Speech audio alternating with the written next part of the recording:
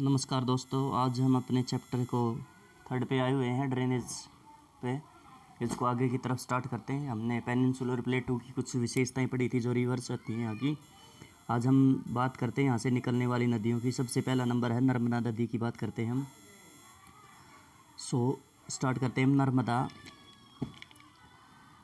rises in the Amarkantak Hills in the Madhya Pradesh. Its flow toward the west in the Rift Valley formed due to the faulting. On its way to the sea, the Narmada creates many picturesque locations. The Marble Rocks near Jabalpur, where the Narmada flows through a deep gorge, and the Dodhar Falls, where the river plugs over steep rocks, are some of the notable ones. यदि हम नर्मदा नदी की बात करते हैं तो नर्मदा नदी अमरकंटक हिल मध्य प्रदेश के अंदर से निकलती है। उसके बाद इसके वेस्ट की तरफ चलती है और ये क्या है, एक रिफ्ट वैली से निकलती है भाई। ठीक है, उसके बाद क्या है, ये जाकर क्या है हमारे अरब सागर के अंदर गिर जाती है और बहुत ज़्यादा सुंदर दृश्य जो हमें यहाँ पर वो देखने को मिल सकते हैं। जैसे कि एक जो मार्बल रॉक्स हैं, ये क्या है यहाँ पर जो जबलपुर है मध्य प्रदेश के अंदर ही, वहाँ पर आपको देखने को मिल सकता है। उसके बाद एक डीप गोर्ज का भी निर्माण करती है और एक क्या है, आपको दो धार जो फॉल्स है आपको यहाँ पर देखने को मिल जाएगा। और इसके अलावा क्या है, अन्य जो है दर्शनीय स्थल भी आपको यहाँ पर देखने को मिल जाएंगे। नर्मदा नदी की यदि बात करें तो हम 1312 किलोमीटर ये आपको लेंथ इसकी देखने को मिल जाएगी भाई। उसके बाद हम बात करते हैं all the tributaries of Narmada are very short and most of these join main stream at the right angles. The Narmada basin cover part of Madhya Pradesh and Gujarat. यदि हम बात करें इसकी ट्रिब्यूटरीज की, क्या है वो काफ़ी छोटी होती हैं, इसलिए हम यदि बात करें तो वो छोटी होने के कारण, एक तो छोटी हैं सॉरी, और एक क्या है कि सारे की सारी क्या है मेन स्ट्रीम क्या राइट एंगल से इसके अंदर एंटर होती हैं। और उसमें क्या जो ड्रेनेज पैटर्न, हम जो बेसिन की बात करें तो ये क्या है कि मध्य प्रदेश और गुजरात में इसका आपको देखने को मिलेगा भी। इसके बाद ये तापी नदी की बात करते हैं। Tapi rises in the Satpura ranges in the Betul district of Madhya Pradesh. It also flow in a rift valley parallel to the Narmada but it is a much shorter in the length. Its basin cover part of Madhya Pradesh, Gujarat and Maharashtra. तो तापी नदी भी क्या है, काफ़ी हद तक आप कह सकते हैं जो वहीं से निकलती हुई देखने को मिल जाएगी, लेकिन थोड़ी सी क्या है कि भी ये पैरेलल चलती है उसके बिल्कुल नर्मदा के, लेकिन इसका जो है ये जो लेंथ होती है इसकी शॉर्ट होती है। जैसे जैसे हम बात करें कि जो ये हमारा मध्य प्रदेश है तो यहाँ से क्या आपको देखने को मिलेगी, ऊपर की तरफ से क्या है वो नर्मदा, और क्या है बिल्कुल इसके नीचे की तरफ से क्या आपको ताप्ती नदी आपको देखने को मिलेगी। तो इनका जो ड्रेनेज पैटर्न की बात करें तो जो है हमारा ये बेसिन मध्य प्रदेश मध्य प्रदेश और गुजरात और महाराष्ट्र में आपको देखने को मिलेगा। The coastal plain between western Ghat and Arabian sea are very narrow, hence the coastal river are short. The main west flowing river are Sabarmati, Mahi, Bharathapuzha and Periyar. Find out the states in which these river are into the flow. यदि हम बात करें जो coastal plain की, जो western घाट की और Arabian सी की बात करें, वो काफ़ी पतला देखने को मिलेगा, नैरो है, इसलिए क्या है कि आपकी जो नदियाँ आपको छोटी सी देखने को मिलेंगी और ये क्या वेस्ट की तरफ जाती है। और जैसे उनमें से कुछ है साबरमती, माही और भरतपुंजा और पेरियार, आपको यहाँ पे कुछ और देखने को मिल सकती हैं भाई। यदि हम बात करें कि इनको लोकेशन निकालने की बात करें, जिससे कि भी हम बात करते हैं साबरमती की भी गुजरात के अंदर आपने सुना होगा। उसके बाद माही नदी है हमारी, वो भी एमपी में देखने को मिलेगी आपको। और उसके बाद जो भरतपुंजा नदी है और पेरियार नदी हैं, ये दोनों शायद ये पेरियार तो देखो केरल में है ही, और भरतपुंजा की बात करेंगे तो शायद ये भी आपको केरला के अंदर देखने को मिलेगी। उसके बाद हम बात करते हैं गोदावरी नदी के बारे में। The Godavari is the largest peninsular river. It is the rises from the slope of the Western Ghats in the Nasik district of the Maharashtra. Its length is about 1,500 km. It drains into the Bay of Bengal. Its drainage basin is also the largest among the peninsular rivers.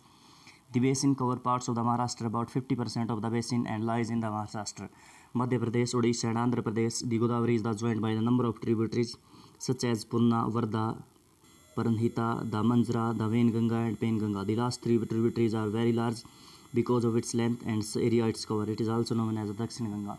तो उसके बाद जो हम बात करते हैं हमारी जो है गोदावरी नदी है, आप सभी जानते हैं गोदावरी क्या दक्षिणी भारत की सबसे बड़ी नदी है। 1500 किलोमीटर आपको डिस्टेंस देखने को मिलेगा, यहाँ तक की जो अप्रोक्सीमेट है 1465 किलोमीटर के बिल्कुल है एक इसकी लेंथ होती है। और हम यदि इसकी बात करें, ये ड्रेन होती है बे ऑफ बंगाल के अंदर, और जो हमारा महाराष्ट्र है उसमें नासिक जो डिस्ट्रिक्ट होती है वहाँ से निकलती है।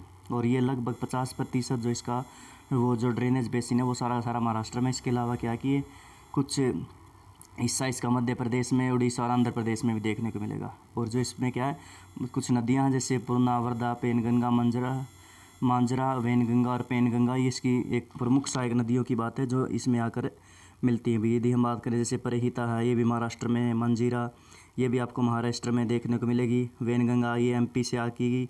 और पेनगंगा की बात करेंगे तो ये भी महाराष्ट्र में से ही आपको देखने को मिलेगी। उसके बाद है हम क्या बात करते हैं कि भी जो ये बहुत बड़ा एरिया कवर करती है, इसलिए इसको क्या है कि दक्षिण की गंगा के नाम से भी जानते हैं। इसके अलावा दूसरा नाम इसका विरध गंगा के नाम से भी जानते हैं भाई। उसके बाद मैंने शायद आपको तापी नदी की जो है डिस्टेंस नहीं बताया, तो ये तापी नदी है 724 किलोमीटर का इसका डिस्टेंस अभी। उसके बाद हम बात करते हैं महानदी की। The Mahanadi rises in the highland of Chhattisgarh, its flow toward the Orissa to reach the Bay of Bengal. The length of the river is about 860 km. It drain basin is served by the Maharashtra, Chhattisgarh, Jharkhand and Orissa. उसके बाद हम यदि बात करें इस क्षेत्र की जो नदी है, एक महानदी क्या है जो हमारा छत्तीसगढ़ है उसके उच्च क्षेत्र से निकलती है और उड़ीसा तक पहुंच जाती है और उसके बाद क्या बंगाल की खाड़ी में मिल जाती है। इसकी जो लेंथ है 860 किलोमीटर आपको देखने को मिलेगी और इसका जो ड्रेनेज बेसिन है छत्तीसगढ़, झारखंड और महाराष्ट्र, उड़ीसा में आपको देखने को मिलेगा। उसके बाद हम बात करते हैं कृष्णा नदी की। The Krishna rising from a spring near Mahabaleshwaram, the Krishna flows for about 1400 kilometre to reaches the bay of Bengal. The Tungabhadra, the Koyna, the Ghataprabha, the Musi and the Bhima are some of tributaries. Drainage basin is said by the Maharashtra, Karnataka and Andhra Pradesh. उसके बाद जो कृष्णा नदी है ये महाबलेश्वरम के स्थान से spring के नज़दीक से निकलती है महाबलेश्वरम में और उसके बाद क्या 1400 किलोमीटर तक की लंबाई के साथ ये चलती है।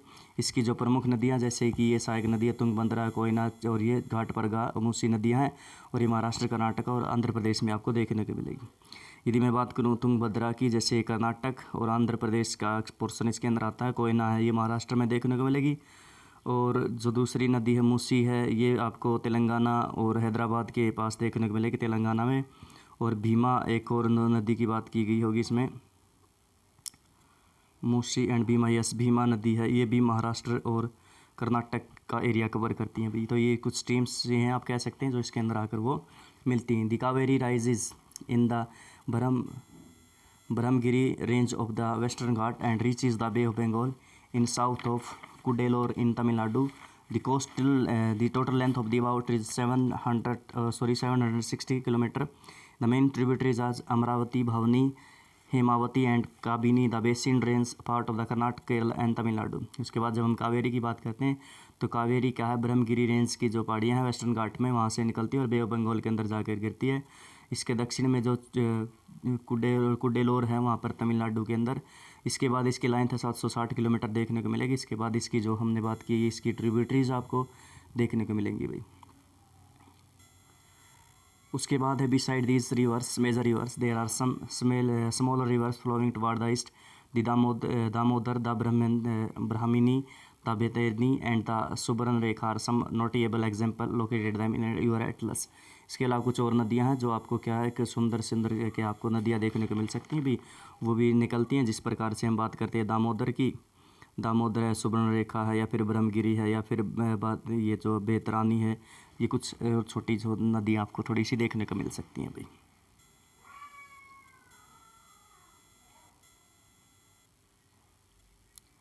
उसके बाद हम बात करते हैं लेक्स की। You may have a familiar with the valley of Kashmir and the famous Dal lakes, house boats and shikaras which attract thousand of the tourist every year. Similarly, you haven't visited some other tourist spot near a lake and enjoy boating, swimming and other water games. आप क्या है कि बहुत बड़ी मात्रा में जो कश्मीर की घाटी है, फेमस जो डल लेक है और उसके बाद हाउस बोटिंग और शिकार वगैरह की बात की है, वो आपको था जो बहुत सारे जो सैलानी होते हैं उनको क्या करती हैं अपनी ओर आकर्षित करती है। इसके अलावा क्या आपने कुछ और दूसरे क्या है जो पिकनिक जो स्पॉट होते हैं उनके ऊपर, जैसे कि वहाँ पर लेक देखी होगी, वहाँ पर आपने क्या है वहाँ पर बोटिंग के और स्विमिंग के अदर नज़ारे लिए होंगे या फिर कुछ गेम वगैरह आपने ज़रूर खेले होंगे वहाँ पर।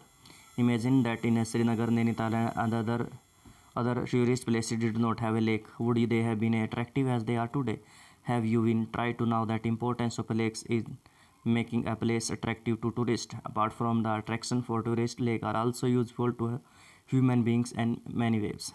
तो यदि हम बात करें श्रीनगर की, नैनीताल की और दूसरे जो टूरिस्ट प्लेस होते हैं तो क्या आपको लगता है कि वो इतने ज़्यादा अट्रैक्टिव हो सकते हैं अगर वहाँ पर लेक नहीं होती आज भी?